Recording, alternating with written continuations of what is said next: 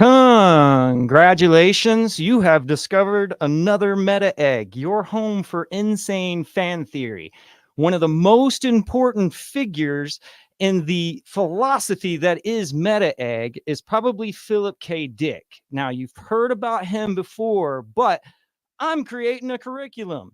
And to help me do this, I have brought a couple of friends along before and today. And one of those is my friend Ted Han. I'm just going to call you my friend now, just so you know. You and I are friends now. We are friends through Philip K. Dick. Friends in Kipple.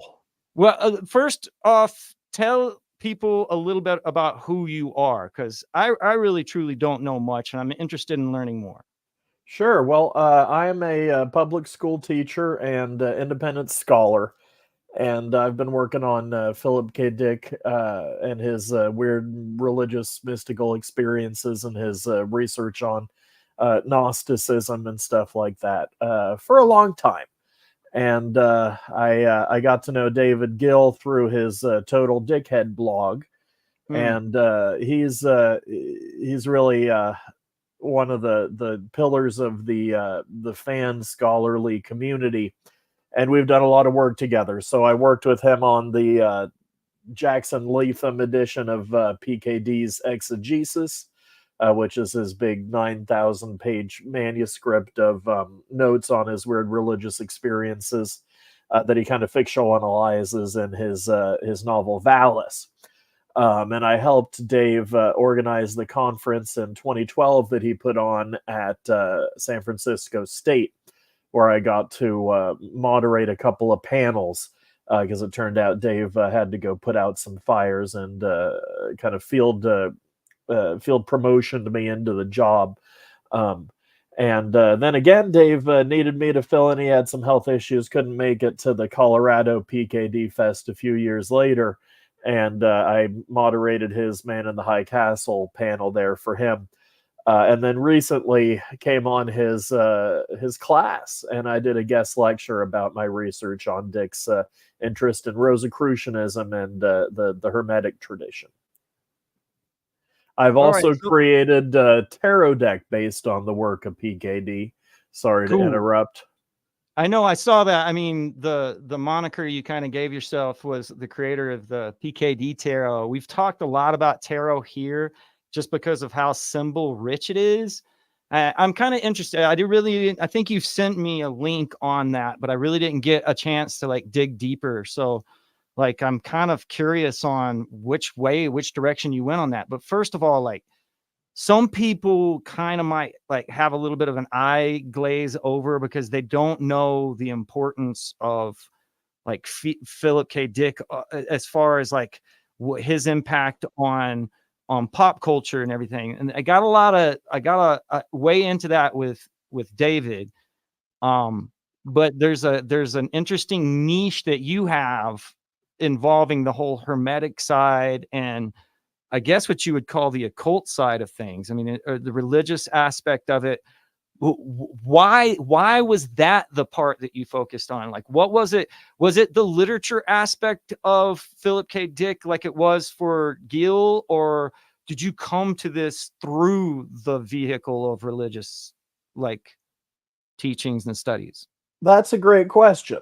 So yeah, Dave and I kind of have some differences of opinion about the sort of nature and quality and value of Dick's religious experiences, and we've each sort of changed each other's minds about it all over the years.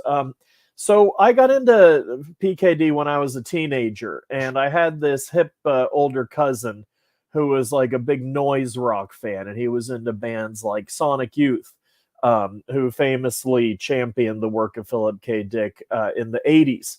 And if you're familiar with their album Sister, that has some Philip K. Dick references. And I remember, you mean, is it like I don't know, maybe I've heard this and didn't really know about it, but go ahead. What were you saying? Yeah, the guys from Sonic Youth were like PKD readers and kind of helped popularize him. it's interesting how there's like kind of like a history of rock and roll interest in the guy. You know, like John Lennon from the Beatles wanted to make a movie out of Philip K. Dick and gave him a call with Timothy Leary in the same hotel room, and then of course Paul Williams, the rock critic, was the guy who wrote the article for Rolling Stone that popularized PKD. So anyway, I got into Dick as this kind of countercultural figure.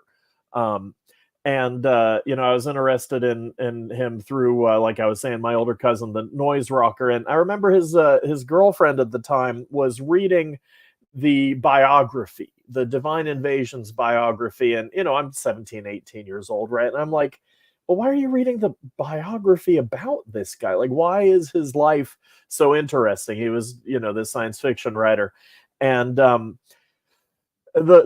author Robert Anton Wilson said that reading the Philip K. Dick biography, it was exciting as a spy novel. So if you read the biography by Lawrence Sutton, it's called Divine Invasion, Sutton or Sutton. There's all kinds of coverage in this biography of Dick's weird religious experiences and the way that he wrote that up in the last 3 novels that he wrote: VALIS, The Divine Invasion, and The Transmigration of Timothy Archer.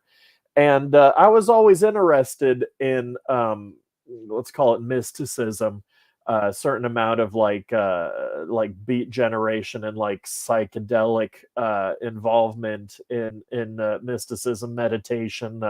You know, Timothy Leary used the term ecstasy, right, from religious thinking to describe psychedelic experiences.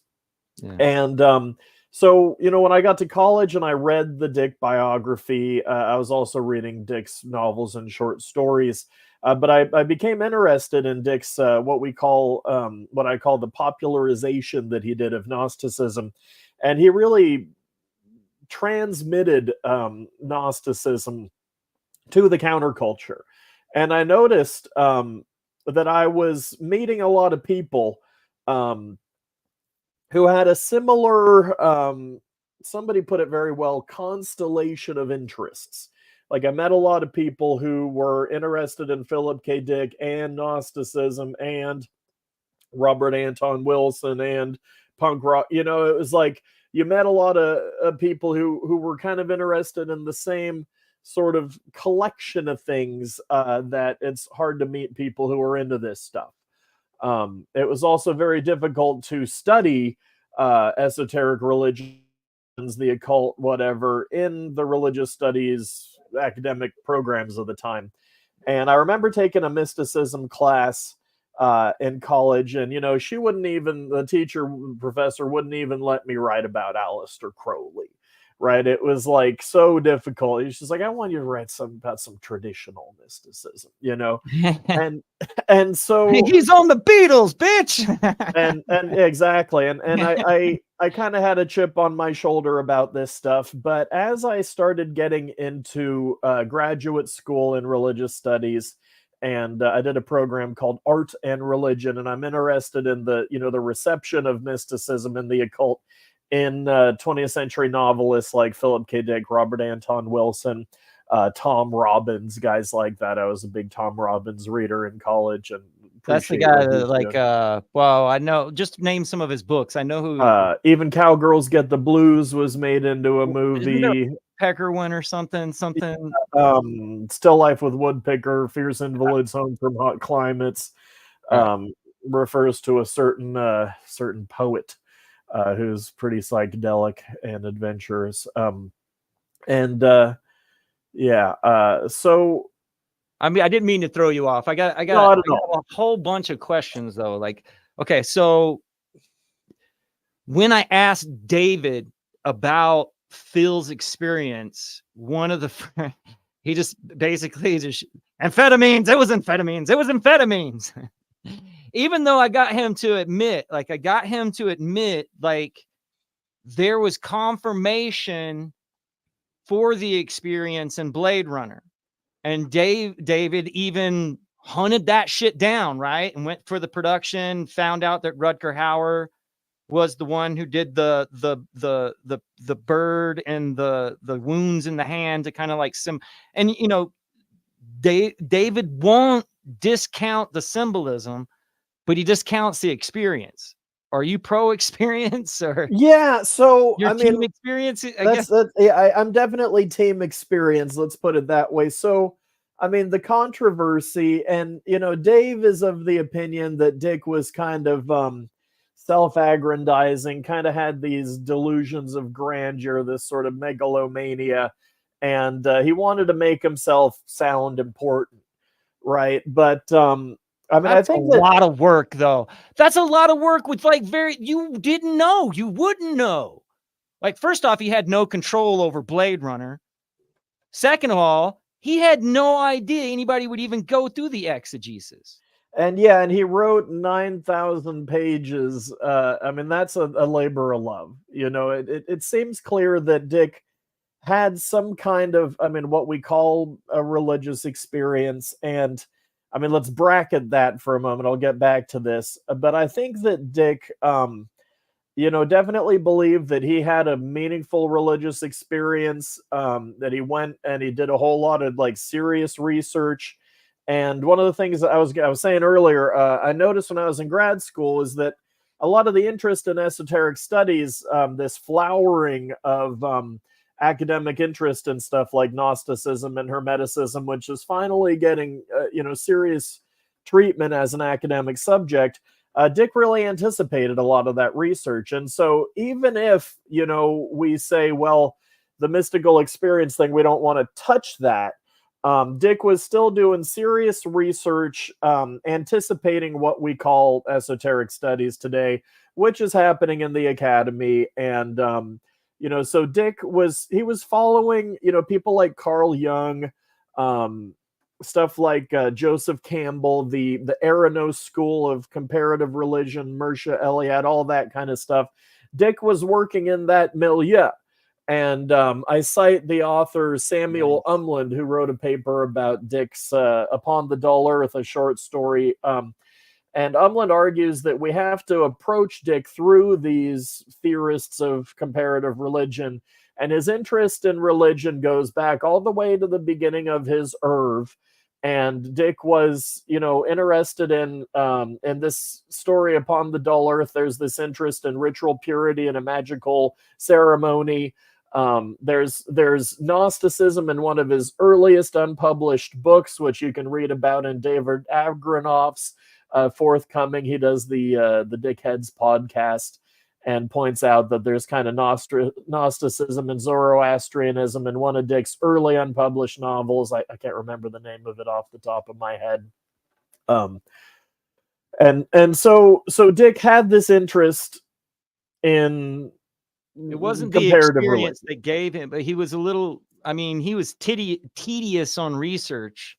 Like it was funny because again, I hate to keep name dropping Gil, but I had this, he referenced one of the things that happens in Dick's latter novels as proof that it was the amphetamines, like that the experiences that Dick had with drugs had somehow made him slip back and how loosey-goosey he was with writing later on in years. I challenged him, of course, with how tedious that VALIS and Timothy Archer's the same way, but Divine Invasion are almost like well plotted and well executed, and there's not very much that's not well used. There's nothing there that's useless, so to speak. Well, and how is it that somebody who is degenerate on amphetamines is producing these brilliant works of fiction? Right. But that they use that as evidence that everything else, perhaps, because I don't know, you mentioned all of these individuals like Carl Jung and Campbell and stuff, and it's really hard to talk to because they've almost got the dogma of pseudoscience around their necks now. And they deservedly have a bad reputation for some of the dodgy politics and I mean, you know, like Joseph Campbell is pretty much universally hated by scholars of myth these days. You know, there's a lot of problems with this Yeah, stuff. a lot of people said he wasn't a scholar. He just told a good story or something Yeah, like that. and Dick, you know, I mean, Dick made Alan Watts a character in his last novel, in Transmigration of Timothy Archer. And Alan Watts is another example of somebody who discusses all this religious material, discusses mysticism and psychedelics and alchemy and kind of in the same breath, you know, but he'll say, well, don't call me a philosopher, I'm an entertainer. And so there's another interesting place where, I mean, as a research interest of mine, I'm interested in this, this sort of reception of the occult in literature. And so even if we're not talking about, like, is this a valid religious experience? Like, what's the value of it? We still have to talk about this stuff in terms of how it impacted Dick's literature. And why is it that the exegesis is now a kind of character in VALIS, right? He's fictionalized it. There's a fictional exegesis that's being written by the fictional Philip K. Dick or the fictional Horse Lover Fat. You know, it's something that we have to tangle with. And, you know, regardless of whether or not we are hostile to the idea of mystical experiences, of what we consider their value to be or their reality status, it's kind of besides the point. You kind of have to bracket that in order to like study this material. And I mean, people can come to various conclusions. I think that me personally, I do fit into the category of Joseph Campbell and so forth. That whole lineage. Are you familiar with Jeffrey Kripal? I know that he's sure. So Jeffrey Kripal makes the point out of pointing out, like, it doesn't really matter if it was the amphetamines or not. You know what I'm saying? Like, you could say the same thing for, like, World War II was just an amphetamine high. You know, that was all called. But if you reduce it, you discount the actual produce that it had, like the effect that it had on the real world is what we're like focusing on, right? Yeah, like, there you go. You know, Kripal has this great term of extraordinary experiences. And so Kripal's a religious studies scholar. I don't know how much you've talked about him on the show. He's at Rice University in Houston. It's one of the only places in the U.S. or really around the world where you can do esoteric studies, or, you know, I don't know if he calls it a program in Western esotericism or Gnosticism or whatever. But yeah, this is one of the few places you can do that study. Kripal is a bit on the kind of paranormal end of the spectrum, and he's trying to get more academic respectability for the sort of like woo-woo end of things. And that's fine. That's not necessarily where I'm at. I'm kind of more of a, you know, hardcore, scrupulous, like I'm more old school in that regard.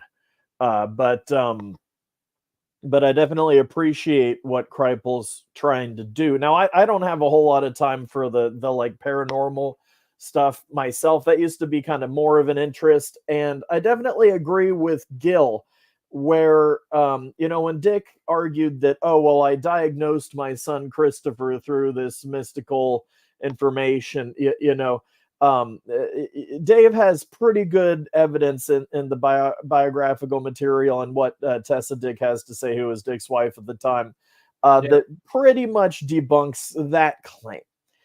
You know, and it so saved his life, but it wasn't immediately life-threatening. It was like months, right? Yeah, and I don't know if it's really true. I mean, I think that Dick might have had some of this knowledge beforehand. There is this weird You tendency. can't trust a writer, bro. Dick even said it himself. And then that would be true also for individuals like Whitley Strieber, who Kripal also talks about. But it really doesn't matter if you're just paying attention to their effect on pop culture. Because one of the big things here is, like, there is no doubt whatsoever that there's like a sort of a weird feedback loop where an individual will have an experience, and it might not be the exact experience that they explain to the outside world because they can't. But it turns into the story that affects other pop culture, that creates other experiences. And it's like this, it's like mostly what the stories we tell. Like, if you look through the 80s and the 90s at something we pay a lot of attention to, which is animated series like G.I. Joe and Transformers, and all of them were picking up off of experiences that people were having, whether it was by the writers themselves or stuff that they had gotten out of a comic book. Yeah, so I highly recommend anybody who's interested in this stuff read Jeffrey Kripal's Mutants and Mystics, right? Because if you're interested in the superhero stuff and how that impacts with there's this thing that we call the human potential movement. Yeah, there you go. Kripal also wrote a book about Esalen, which is this place where you can go do a retreat weekend, right? And have I think your I sold that one. have your guided mescaline experiences or whatever. And this guy Michael Murphy, who founded Esalen, believed in human potential and kind of cultivating humans' abilities to have these extraordinary experiences. And I'm definitely a believer that there's some reality to it, and that we shouldn't just be sort of discounting it. And I think that there is some reality to the experiences that Dick had. And in terms of his influence on pop culture, his influence on what we call the occulture, the kind of occult circles in the counterculture, there's a Gnostic revival that can be attributed to Dick's kind of teachings and ministry. Long story short, and that's something I'll be exploring on my podcast, Bill and Ted's Esoteric Conversation, with William Cyril, who was a friend and house guest of PKD back in the day. Cyril.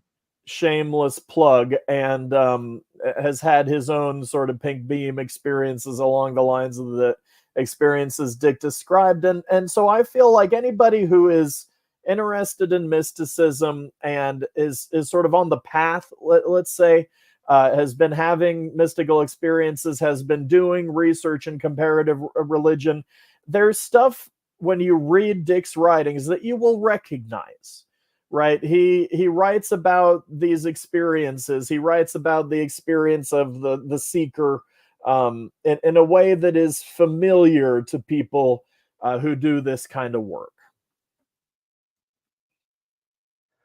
Let's get into Hermeticism and stuff, because we're not just talking about Gnosticism and everything, but he seems to have been well studied on a whole bunch of interconnected histories around that same time period, as well as philosophies, and not just that, some classical music and things of that nature also. He was really into I guess what you would call the occultic or hidden pop culture of quite a few centuries here.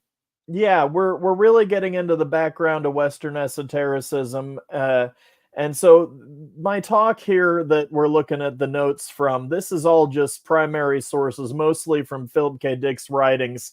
And in his novel VALIS, there's an appendix. And the appendix is sort of these kind of gnomic mystical verses. It's sort of written like a biblical book, or like a book of Gnostic scripture. And this is his exegesis, once again, the 9,000 pages of unpublished manuscript. He wrote just sort of a very short version of that is the appendix to VALIS. And so that's called Tractatus Cryptica Scriptura. And if you want the really deep dive on this, I talked about this for 2 hours on Dave Gill's show, which you can get through Morbid Anatomy. And I'm happy to share the materials. Anybody wants to send me an email. Well, I'll have to go back and put all of these different things that we're talking about into the description, as far as your podcast coming out with Bill and yeah. And so to boil it down real quick, there are 3 historical alchemists from the 16th century or thereabouts that he's writing about: Paracelsus, Burma, and Bruno. So Paracelsus was a guy that Carl Jung was very excited about, because he's seen as having invented the concept of the unconscious, which PKD calls the inner firmament of Paracelsus at various points in his writings. Jakob Burma is somebody, Eric Davis in his book High Weirdness has written a lot about how Dick was interested in Burma because Burma had this pink light vision himself. Well, first of all, I should talk about Dick's pink light vision. I mentioned it a few times. But he basically had this experience where he thought that a pink beam was beaming information into his head, long story short. And Jakob Burma in the 16th century was a cobbler. He was a working class guy who had this mystical experience when he saw a glint off of a pewter goblet, right? This like cup made out of metal was glinting with the light reflected from the sun. And he had this visionary experience, went on to write huge works of theology in which he incorporated increasingly more kind of alchemical and Kabbalistic mysticism to explain his vision of the universe, and the universe is sort of this like dialectical concealing and revealing of God that is very familiar if you're familiar with a lot of Neoplatonic mysticism. And then finally, Giordano Bruno is the guy who was burned at the stake in the year 1600 for advocating magic and criticizing the divinity of Jesus, and maybe for his thoughts on the infinity of the universe and the heliocentric universe and all that. I'd like to make a note right here, just so I don't forget later. I've also heard Bruno and Dick's name being mentioned together as far as simulation theory goes. But that's interesting. Yeah, so at one point Dick says, clearly Bruno is my main man. And thanks to Gabriel McKee, who's a research librarian who wrote about Dick's pink beam experiences back when I first started getting into this stuff, and his book was a big inspiration. McKee is running the Zebrapedia project, where we're doing a fan crowdsourced, transcription of all the unpublished material. And he has laid out kind of which writings fall in which years between 74 and 82 when Dick died. And you can do a little Python script. He's got a little coded up search engine where you can search for a word. So we searched for the word Bruno, right? It turns out that consistently through the whole project of, the 8 years or however many years that was, he was writing. Fascinating. He refers to Bruno many a time. Right. So kind of all the way through. So he maintains a consistent interest in this guy, Giordano Bruno. And the thing that I discovered that got me excited on this as like a religious studies project is that Dick must have been reading Frances Yates. Are you familiar with Frances Yates and her book, Giordano Bruno and the Hermetic Tradition? I have not read it, no, but I know who Yates is. Interesting. Go ahead. And so she was this scholar who in the 60s really blew the lid. She let the cat out of the bag of the Renaissance magic tradition. And, for better or for worse, a lot of her theories are kind of half-baked and sort of sensationalist. And she kind of rushed into print with stuff that was not all that scrupulous and critical an argument. But anyway, the point is we do that here all the time. Go ahead. She was a little irresponsible, but at the same time, we still have conferences dedicated to her legacy, and she's seen as contributing a great deal to the flowering of esoteric studies that has happened since PKD's death. And so it turns out somewhere in the unpublished exegesis, Dick mentions that his friend K.W. Jeter laid a copy of another book by Yates, The Rosicrucian Enlightenment, on Dick. Now, Dick was also getting into the Rosicrucians, which he, you can see here on the screen, right, where in the VALIS appendix, he fictionalizes the Rosicrucians and ties it in with this science fictional concept of the homoplasmate, which is a VALIS thing. It's a PKD invention. Right. So he's mixing history and his fictional conceit here, and he's bringing the Rosicrucians in. And so Frances Yates had this theory about the Rosicrucians like being kind of this alchemical conspiracy to take over Europe around this guy, the Elector Palatine Frederick. So Dick sees this event, this story from Yates, as part of his like theory of history where the empire never ended. Yeah, there's our Elector Palatine, right? This was also a really big deal. I love, dude.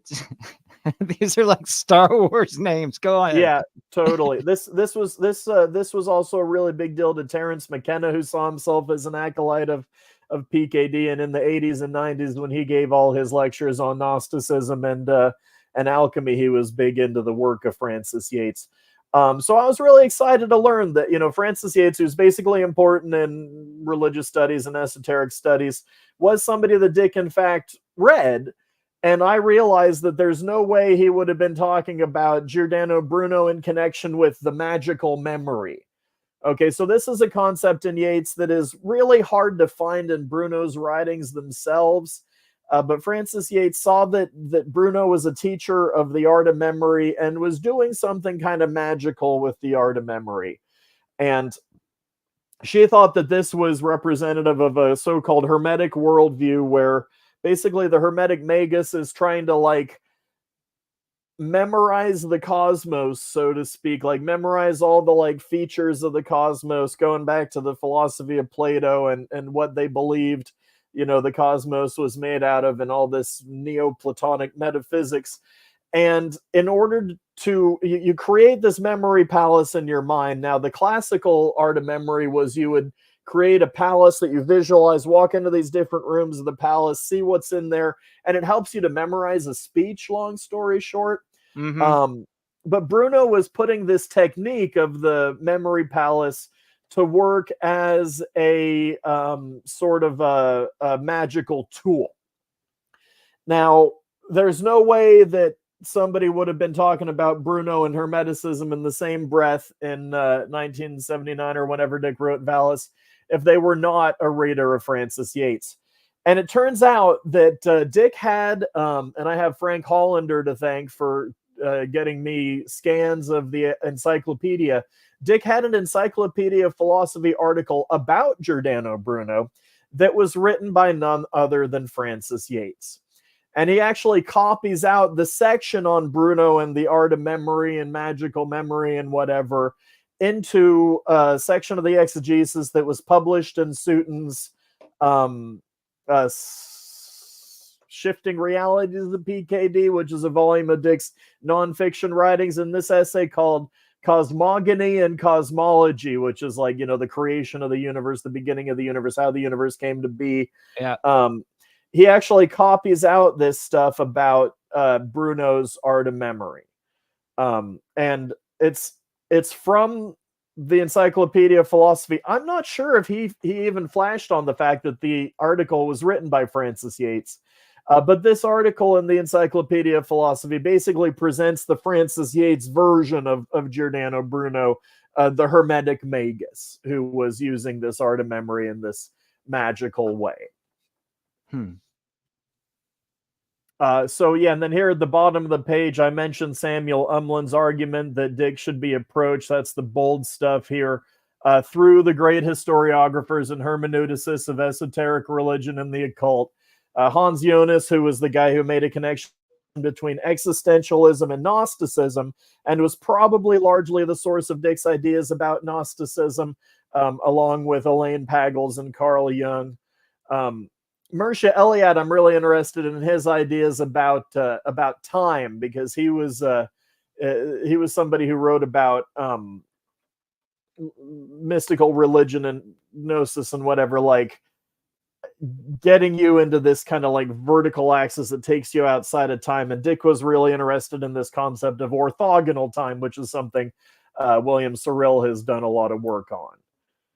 Yeah, he mentions a lot. Like I noticed are some of these, you notice these up here, are these all from VALIS? Those are all quotations from VALIS. It was sort of written to resemble, like, you know, mystical poetry. That's what you were saying earlier. This is actually the fake exegesis within the story of VALIS. Yeah. And so these are the mentions of these Hermetic alchemists that Dick, you know, wrote about in VALIS. And it turns out that if you go into the exegesis, there's a whole lot more. There's a whole lot more writing on these three alchemists. And so, you know, go up just a titch where it said 328 there.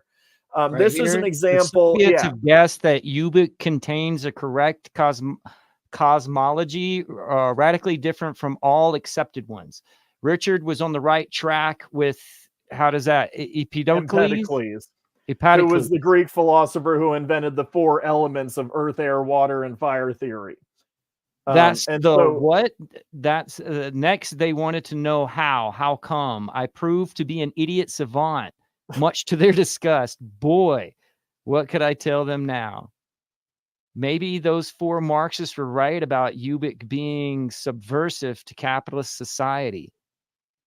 I am tearing down time, space, causality, world. This would be subversive to capitalism, to the bourgeois mind, which is intimately connected with 18th century Anglo-Saxon rationalism, Newton, Locke, Bentham, etc. I am systematically undermining the philosophers and philosophy of which capitalism is based, and going back to Hermetic, Gnostic, Neoplatonism, and a vitalism replacing mechanism. So he's saying putting the soul back in, so to speak, after the post-industrial revolution that created mechanism and destroyed any understanding of prophecy that man had before that, because now we don't think of prophecy like, but basically that's what Philip is saying, right? He's kind of hanging the totem of prophet on his neck and saying, hey, God's talking to me, God's editing my words, God's making my movies for me. But he's talking about it in a technological idea set post like World War II. You get what I mean? Like that, because right after World War II is when we get great aliens and nut and bolt spaceships, because we had that understanding all of a sudden, you know? So yeah, and once again, Gabriel McKee is a good guy to talk about that stuff, because he's just about to publish his book on the UFO, the origins of the UFO thing. He's doing some amazing work there. So I had a couple of points I wanted to make about this passage. First of all, just the 328 above, that's like the location in the exegesis, which is like many folders of material. And if you look on zebrapedia.com, which is where you can access all the unpublished stuff, that this is just something out of there, right? And so I discovered in this, oh, look, he's linking together Hermetic, Gnostic, Neoplatonism. Those things are sort of all of a piece for him. Later on, he comes to think, I'm actually overcoming Gnosticism. I'm going back to Christian Platonism. With this Renaissance magic stuff, this Francis Yates stuff is helping him see that it's not the like ancient, man. This shit ain't amphetamines. It's not the ancient Gnostic stuff. It's not, I mean, the idea that the Gnostics want to like expose the creator of the universe as like the devil, he eventually gets over that idea. But he's still into the like Neoplatonic, Hermetic, Christian Platonist stuff. Like, that the things that excited him about Gnosticism, I think he sort of holds true to, although he doesn't ultimately identify as a Gnosticism. He sort of stays as a Christian. Sorry, scroll up a little bit, and there was something at the end there. Oh yeah, Ubik. So, like you were saying about prophecy, so Dick believed that his novel Ubik contained this message. Right, and he had been read by scholars more than Ubik. I think that he had come to the conclusion, because as each of them came out, God was revealing to him that he was writing them. Right, yeah, Ubik and so among those, Man in the High Castle, a bunch of his novels have this. Yes, but Ubik was kind of one of the most important. Let's say, like Ubik in the novel, Ubik is this kind of like spray can that you can like spray anti-entropy on things and make them revert back to their like things that have gone retrograde in time due to this weird thing that's happening where you're like, 1990, Toyota Corolla is going to turn into a 50 Studebaker or something. Things are going back to older versions of themselves, or your typewriter or your computer becomes a typewriter, which then becomes a pen. Very Gnostic idea, if you consider like the whole idea of the soul or Christ being multiple individuals and so forth and so on. Like, and so Dick realized, or he came to this idea that Ubik is really containing a metaphysical principle a metaphysical revelation, like, and it sounds like something out of Gnosticism or Neoplatonism, like you're saying. And so he said, well, I'm going to use this technique called allegorical reading, right? Which the Neoplatonists did. If you read Porphyry's Cave of the Nymphs, for example, they were reading Homer as if he was a sacred text, like in the same way that the Gnostics read the Bible. And they said, you know, the story of Adam and Eve is X-Men, you know, is really an allegory, you know, that has this like secret meaning, this hidden meaning. And Dick said, well, I didn't know it at the time, but when I was writing Ubik, I was putting this mystical message in there so we can decode it. We can go and read it and decode it. And if I can do another shameless plug, the elevator pitch for my PKD Tarot, which you can see over my head here, I have a couple examples. This is the pink beam card. This is Philip K. Dick's past life as a Gnostic. Awesome. The basic argument of my PKD Tarot is that Dick's Gnosticism helps us to overcome the spurious realities of capitalism. Capitalism it tries to isolate us. It puts us into these private worlds.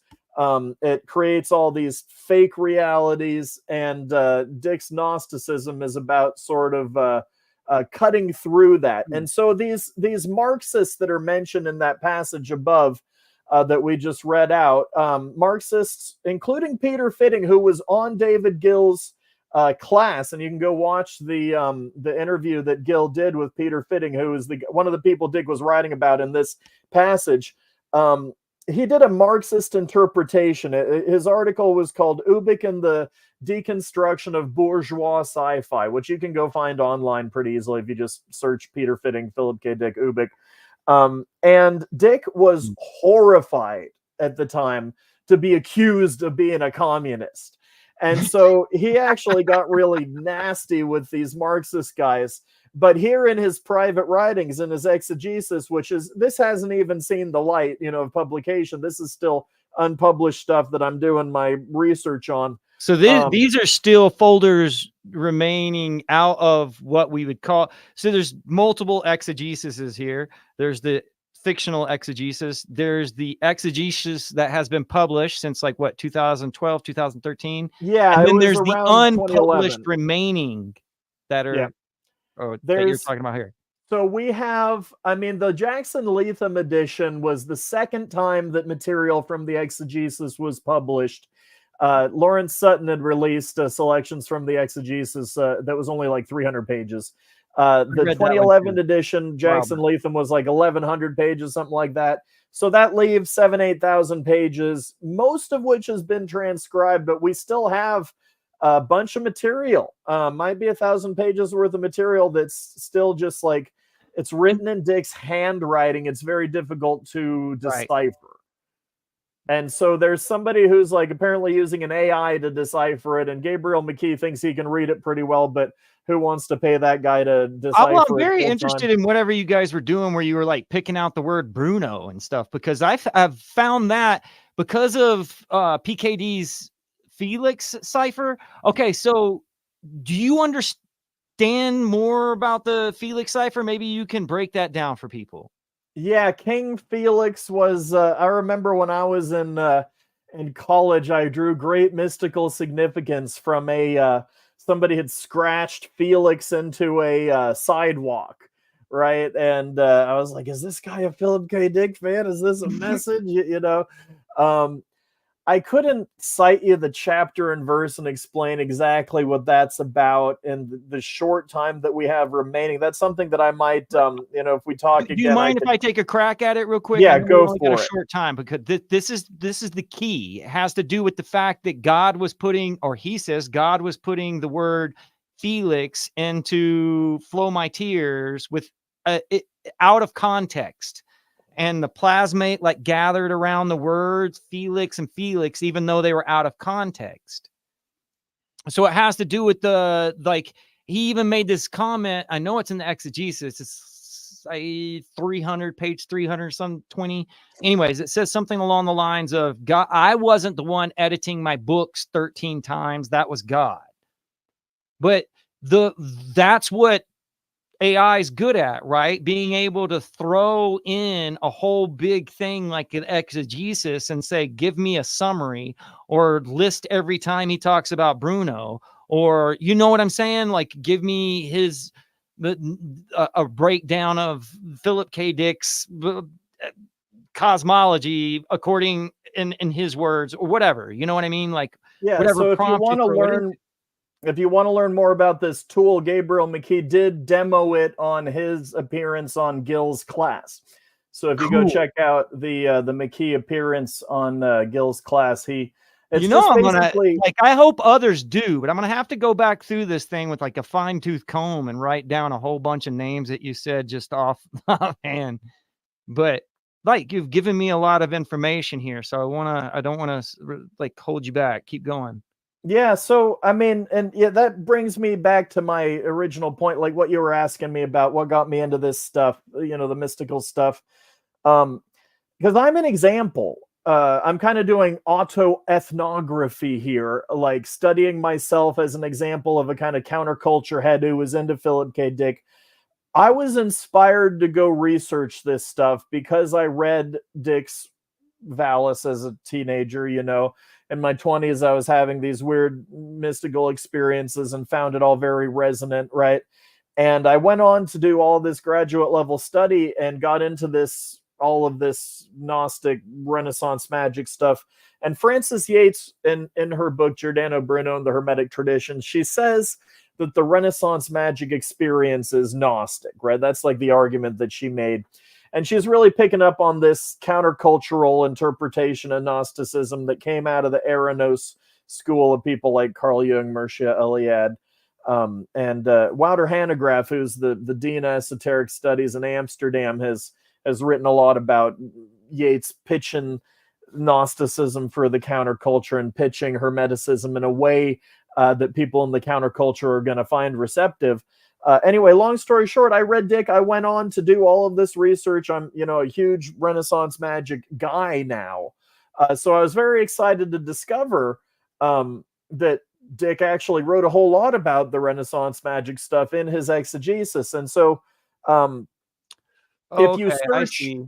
if you search Zebrapedia, as I did for the names Bruno, Paracelsus, Burma, you just find throughout, the giant brick of the 9,000 pages, a whole bunch of writing about these Renaissance magic characters. And very consistently, in terms of these themes of Francis Yates, the idea of the reflecting the universe within his own mind or memory. Right now we have on the page right now, you can see the Encyclopedia of Philosophy article that was written by Francis Yates, where that Dick copied out into one of his own writings, and presents the idea of Giordano Bruno as trying to become a magus, like programming his personality with this hermetic art of memory, because the mind itself is divine, right? So I'm interested in how Dick inspired people like me to go study this material. So that's so in a way, it's a feedback loop, right? You had an experience that got you into Dick.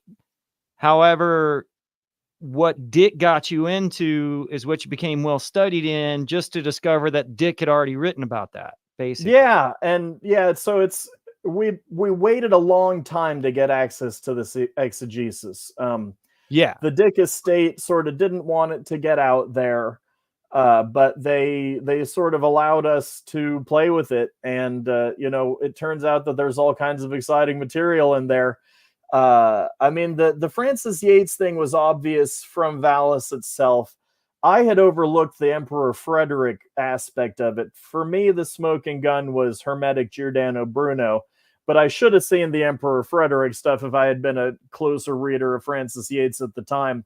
So it turns out that after I initiated this project, there's even more evidence that confirms, what I was going after, and that's exciting too. But we had it all in VALIS. That's the why I'm funny thing. saying, like, it doesn't seem like amphetamines wrote VALIS. VALIS is very meticulous on, it's sort of like the Bible as opposed to the Nag Hammadi, right? Everything you need is in the Bible, but the Nag Hammadi kind of gives you a few keys to understanding the Bible better. And the same thing is true as far as like the exegesis and VALIS are concerned. So that's funny. It's like a hologram in a way, you know, like VALIS is just a smaller aspect of, pull yourself together, Ted. I'm just kidding. So yeah, that brings me to a funny point about the Nag Hammadi. You know, the Nag Hammadi seemed right. And in VALIS, he wrote about the Nag Hammadi scriptures buried in the ground that contained this entity made of information, the homoplasmate, and the Hermetic alchemists really wanted this thing. You know, they wanted to read this material. They wanted to get this entity made of information. They knew of it in theory, but they didn't have the Nag Hammadi, right? So you'd think, well, let's use Gabriel McKee's tool, right? Let's use this little Python script and see how often does Dick mention the Nag Hammadi and the exegesis. You want to guess like how many? Like, give me a number from 1 to 100. How many times does he mention the Nag Hammadi? Only to 100? The number's like 2. Really? Yeah. I mean, Giordano Bruno gets dozens of mentions. This Francis Yates stuff gets dozens of mentions. I might be groping towards an argument here about the relative value of Is that all Gnostic in VALIS material. Yeah, and so if you listen to David Gill, you know, Gill will say, well, Dick was this big bullshitter, right? And Dick, so you don't think he has, because we have access to the Nag Hammadi easy. You can go on YouTube and listen to the whole thing in a few days. Oh yeah, and Dick had the Robinson edition. You know, he had Elaine Pagel's argument about the Gnostic scriptures, like revealing a lot about early Christianity, and he was a interested in bullshitter. this stuff, but he didn't actually spend a lot of time writing about the Nag Hammadi Gospels that he did have access to. Why is that? You know, McKee and I talked about this, and one hypothesis is that, well, this Nag Hammadi stuff is difficult, you know, and when you go and try and read, and I remember having this experience as a kid, you know, I went and tried and read the Gnostic scriptures on their own terms, you know, reading the primary sources, like people go and learn Coptic or whatever, to be able to read these texts. You're not going to get Francis Yates and Mircea Eliade and Joseph Campbell and Carl Jung out of these books because they're weird, alien, ancient Mediterranean, you know, late antique writings. Like, you're not going to get 20th century mysticism. You're not going to get the kind of stuff that excited comparative religionists and what they called Gnostic out of the Nag Hammadi books, right? You're going to get like the actual like OG Gnosticism. You're not going to get this stuff that is like packaged for the 20th century, like, you know, friendly for, you know, a reader of sci-fi pulp novels. So the hypothesis that McKee and I discussed is basically that Dick didn't know what to make of this stuff, didn't really know what to do with it. And that is a possibility. And that might explain, you know, he wasn't reading Giordano Bruno directly. He was reading Francis Yates's account of Bruno, right? And this idea of the magical memory. I get you. And he was filling in the blanks. But and so in terms of this project of like understanding what Dick is doing with this material, you know, we have to take into account that Dick was not like, you know, he was an autodidact. He was not an academic. He was not somebody who was, you know, comfortable working with primary sources necessarily. And so he was reading about Hegel's theory of the dialectic in the Encyclopedia of Philosophy, and then having these visionary experiences and being like, well, what I read about Hegel confirms that, you know, I saw like Hegel's theory of history, like I saw the dialectic playing out in history in my mystical visions, you know, but he's not reading Hegel. You know what I mean? I get you. He's but not we can. You can. And we can sit there and go through the stuff and be like, well, this lines up with Dick and this don't. You know what I'm saying? Yeah, and But if it so does, if it lines up, I mean, I'm kind of leaning toward, I'm pro experience here. I am team experience. Like I think the dude's telling at least a little bit of truth.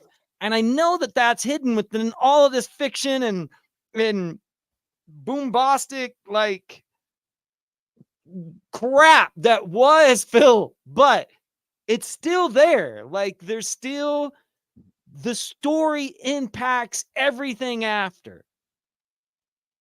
yeah, so yeah, what do we do with this? What do we do with the fact that Dick, very rarely actually directly touched on the Nag Hammadi stuff? I mean, it tells us something about the relative importance of the Nag Hammadi materials and the difficulty, pardon me, the difficulty in reading this stuff and getting something out of it, and also the difficulty in getting Carl Jung's theory out of it, or the difficulty in getting like the Eranos school's version of esoteric religious hermeneutics out of it.